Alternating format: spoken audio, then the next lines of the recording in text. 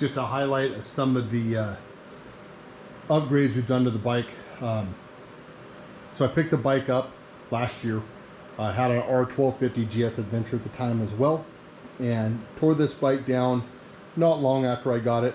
We get a lot of snow here. Matter of fact, there's snow outside my shop right now. And tore the bike down to basically all the fairings off, seat off, all the luggage off, windshield, front cowl off, and kind of lined up some upgrades I wanted to do to the bike.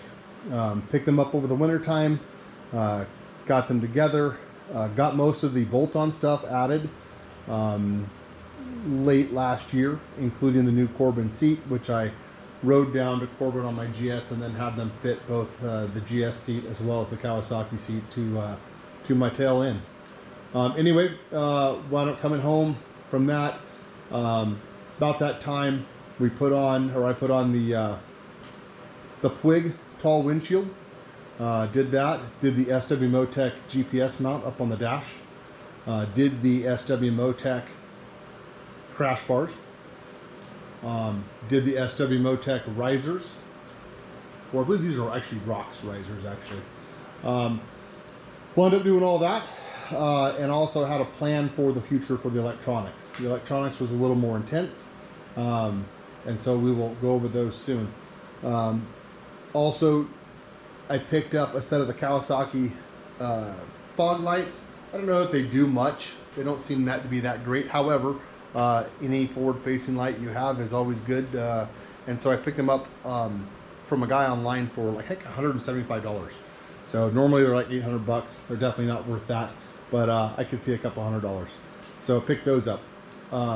When I wound up doing the electrical upgrades, we'll go over them briefly right now and just kind of talk about what I did, and then we'll go into those individually later as I kind of work through the process and run through any bugs.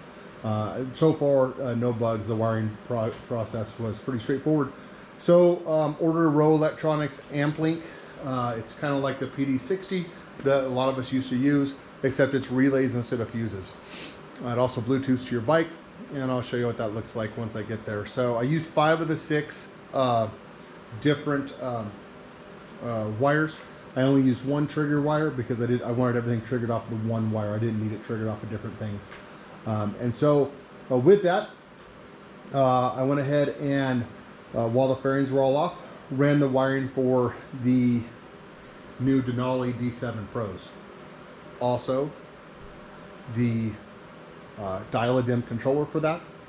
Also, a regular to the Rowe Electronics.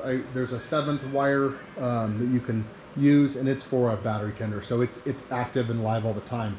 Whereas the rest of the time, the Rowe Electronics shuts itself off automatically. So we've got at the seat level, which I'll show pictures of later, there's a wire coming up, coax type connection for Gerbing heated gear. There's also an SAE, which powers the tank bag. The tank bag is kind of redundant, but it is the only place I can run my TPX radar detector right now. So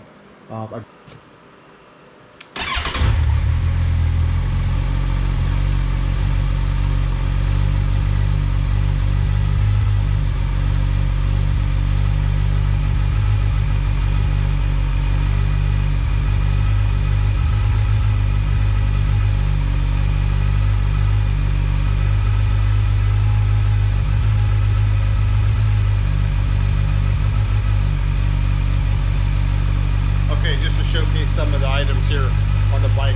It does have to be running for all this stuff to come on. That's the way I have it wired. Currently I've got front and rear cameras. Haven't finished adjusting those yet, but you can see there's front and the back. I've got to do a little bit of adjustment of those to get them nice and centered up. Obviously CarPlay, you can do all your good stuff there. On the dash down here, just a standard dash on the Kawasaki Versys. There is quite a bit of good information there though. And then obviously on the bag here, on the arcade tank bag, I've got both a GPS heat controller for my heated gear and a mount for my TPS. Down here in the bottom, I have the 2 wires, the SAE and another heated gear wire coming up. I actually have it doubled up, so I can pull a wire out of here to run heated gear or right here if I need to. So this is totally a secondary extra device in case something happens to the first one.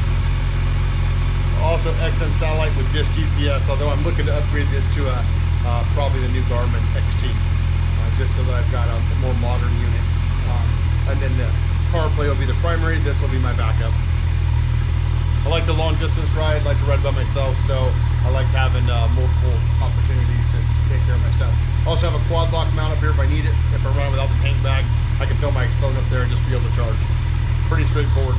Future upgrades for the bike, I think, are going to be maybe turn the Givi 58-liter trunk box, turn the reflectors into lights, just for a little bit more rear visibility.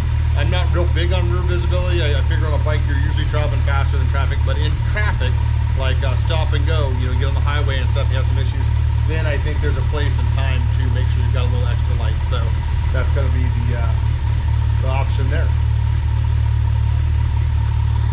Lighting on the new Versys upgrades. So anyway, we will fire it up and go through them.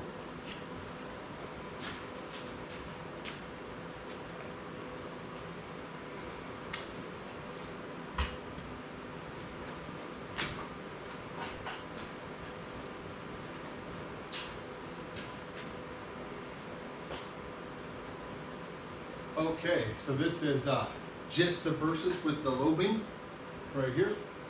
Here is